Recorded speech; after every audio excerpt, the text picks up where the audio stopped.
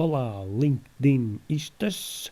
Bem-vindos ao Exame GD, Propostas de Resolução do Exame Nacional de Geometria Descritiva A, 2004, segunda fase, código 408. Como é que é? De férias outra vez? Grupo 1, número 1. Determine graficamente a distância D entre os planos paralelos alfa e beta. O plano alfa contém uma reta horizontal N que interseta o plano frontal de projeção no ponto F de N008 e cuja projeção horizontal faz um ângulo de 60 graus de abertura à direita com X. Portanto, a reta N tem cota constante de 8 e N1 faz 60 com X para a direita. O plano beta contém uma reta oblíqua B, cujos traços nos planos de projeção são os pontos H de B, 3, 4, 0 e F de B, menos 3, 0, 6. Obviamente, a reta B é uma reta oblíqua. Alfa e beta têm de ser paralelos. E mais, os traços horizontais de ambos têm de ser paralelos a N1. Por isso, por H de B1, vou passar H de beta também com 60 graus para a direita com X. H de beta cruza X neste ponto, que deve ser unido ao F de B2 para obtermos F de beta. F de alfa é paralelo a F de beta e passa em Fn2, porque a reta N pertence-lhe. F de alfa cruza X neste ponto, por onde também passa H de alfa, necessariamente também com 60 graus de abertura para a direita. A distância não está nas projeções, porque são planos oblíquos. Então eu vou transformá-los em planos de topo para ver a distância em verdadeira grandeza. Primeiro faço um eixo novo, x', perpendicular aos traços horizontais. Agora vou descobrir novas projeções frontais. A partir de Fn1, prolonguei uma linha de chamada e marquei a partir de x' a cota original 8 e obtive f de n4 e a reta n converteu-se em reta de topo. E Fn4 vai unir-se a este ponto onde h de alfa cruza x' e obtive f4 de alfa. De Fb1 faço a mesma coisa, uma linha de chamada perpendicular a x' e a partir de x' conto a cota original 6 e obtive f de B4, por onde passará F4 de beta, necessariamente paralelo ao F4 de alfa. A distância entre os dois descobre-se fazendo uma perpendicular aos traços frontais F4 de alfa e F4 de beta. E aqui está a distância entre os dois planos. Grupo 1, número 2. Represente um cone de revolução de base horizontal situado no primeiro diedro de acordo com os dados abaixo apresentados. Utilizando a direção luminosa convencional, determine a sombra própria do cone e a sua sombra real projetada nos planos de projeção. A base tem centro no ponto O, 3, 7, 2,5 e 3 cm de raio. Por O2 vou passar o traço frontal F de lambda do plano da base. Se a base está num plano horizontal, a projeção horizontal da base está em verdadeira grandeza. À volta de O1 vou fazer uma circunferência com raio 3, trago linhas de chamada a partir dos extremos até F de lambda e fico a conhecer a projeção frontal da base. O vértice V do cone tem 10 de cota. Se a base está num plano horizontal, o eixo é vertical. Então V tem a mesma abscissa e o mesmo afastamento que O. A diferença é a cota 10. A partir de V2, vou unir aos extremos, mais à esquerda e mais à direita, da projeção frontal da base e obtenho a projeção frontal do cone. Agora a linha separatriz.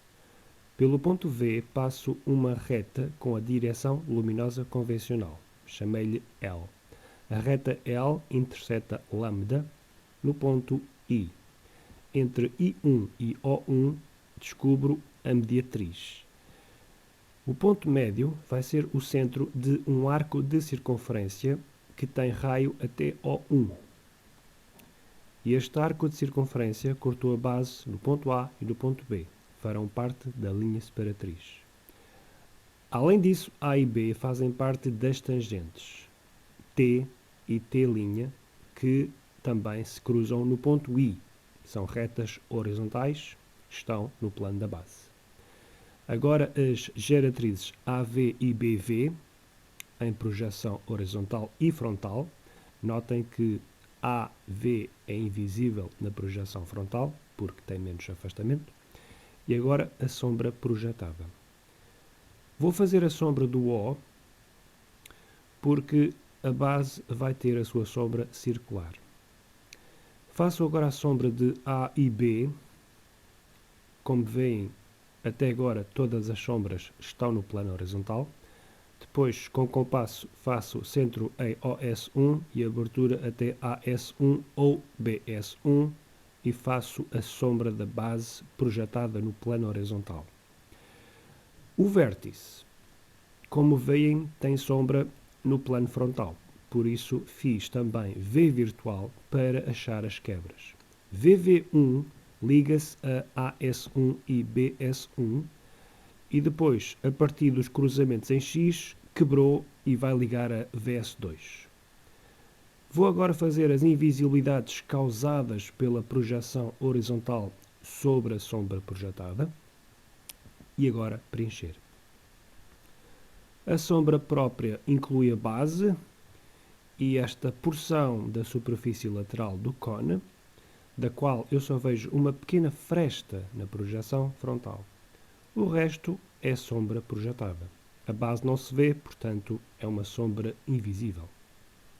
Grupo 2, número 1.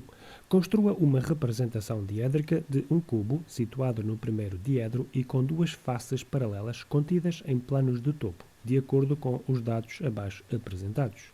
Construa uma terceira projeção do cubo, lateral, obtida no plano de perfil de projeção YZ.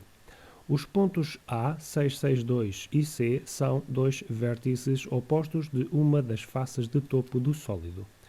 O vértice C tem 3 de abscissa e 6 de cota e menor afastamento que A.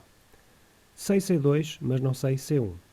Se esta face está no plano de topo, o traço frontal desse plano tem de passar por A2 e C2. Decidi chamar-lhe ômega. Se é de topo, H de ômega tem de ser perpendicular a X. Agora vou fazer o rebatimento de ômega, escolhendo como charneira f de ômega e por isso f de ômega coincide com f de ômega rebatido. De A2 tiro uma perpendicular à charneira com o valor 6, que é o seu afastamento. Depois diz que a reta que contém a diagonal AC faz um ângulo de 30 graus com o plano frontal de projeção. Esse ângulo é exatamente o ângulo que essa diagonal faz com f de ômega. Ou seja, por A rebatido, posso passar uma linha que faça 30 graus com f de ômega rebatido.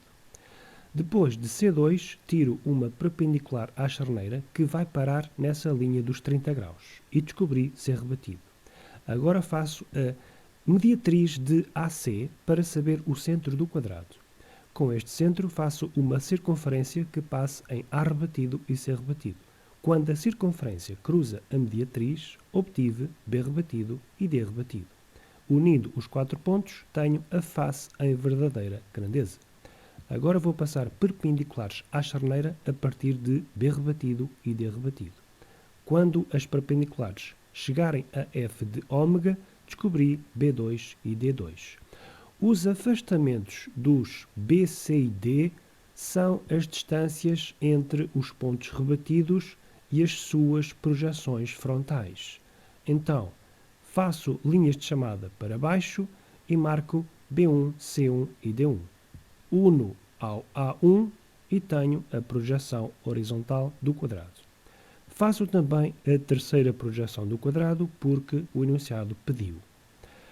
Existem 4 arestas perpendiculares ao ômega que vão ser arestas frontais e a sua verdadeira grandeza estará na projeção frontal das mesmas. Essa grandeza é nem mais nem menos que a medida do quadrado ABCD. Então, eu faço passar pelos pontos ABCD 4 segmentos frontais, cujos extremos serão A', B', C' e D', ou seja, será a outra face no outro plano de topo. Esta segunda face também precisa de uma terceira projeção para completar o exercício. Invisibilidades. Vamos ver. Na projeção frontal, B', B' é invisível porque B e B' são os pontos menos afastados do cubo.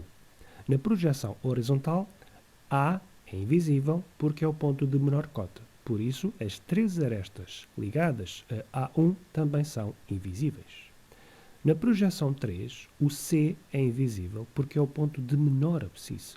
Por isso, as três arestas ligadas a C3 também são invisíveis. Todas as outras são visíveis. Grupo 2, número 2. Construa uma representação axonométrica ortogonal de uma forma tridimensional composta por dois prismas triangulares. De acordo com os dados abaixo apresentados, identifique a traço interrompido invisibilidades existentes no sólido. O sistema axonométrico é uma dimetria e os eixos x e z fazem ambos ângulos de 105 graus com o eixo y. O sólido fica situado no primeiro triedro. Ambos os prismas têm uma face assente no plano coordenado x, y. Então eu vou rebater x, y e y, z. Começo por fazer o triângulo fundamental, depois uma cópia do lado do triângulo entre x e y, faço a sua mediatriz para saber este ponto médio que é o centro desta semicircunferência. Quando esta cruza z, é nesse ponto que se cruzam x rebatido e y rebatido. Depois, uma cópia do lado do triângulo entre y e z, a sua respectiva mediatriz que me dá este ponto médio que é o centro desta semicircunferência. Quando esta cruza x, é nesse ponto que se cruzam z rebatido e y rebatido linha. Os pontos A, 0,00 e B, 5,00 definem uma aresta lateral de um dos prismas. O A está no cruzamento dos eixos e o B está em X com 5 de abscissa. Isto quer dizer que as arestas laterais são fronto-horizontais e as bases são de perfil. Então, verei as bases em verdadeira grandeza no rebatimento YZ. No XY rebatidos, farei uma face quadrada com 5 cm de lado. Depois, faço um triângulo equilátero no rebatimento de YZ com o valor 5. No rebatimento de XY, faço esta linha divisória que representa a aresta de maior cota do prisma. Agora vou contra-rebater. A partir do rebatimento de XY, subo paralelas a Z e do rebatimento de YZ desço paralelas a X. E nos cruzamentos obtenho a perspectiva do primeiro prisma. O ponto B e o ponto C, 800, definem uma aresta do outro prisma. Portanto, também tem bases de perfil, mas é mais pequenino. Marquei C em X rebatido, com 8 de abscissa. Então, eu vou fazer um mini quadrado com 3 cm de lado no rebatimento de XY, que representa a tal face no plano horizontal. E no rebatimento de YZ, farei um triângulo equilátero com o valor 3 de lado. No rebatimento de XY, fiz esta linha divisória, que é a aresta de maior cota do prisma pequenino. Vou contra-rebater da mesma forma que contra-rebati o prisma grande e obtenho a perspectiva do prisma pequeno encostado ao grande. E agora ponho em destaque as arestas visíveis e invisíveis com as devidas distinções. E é isto. 50 vídeos. 50.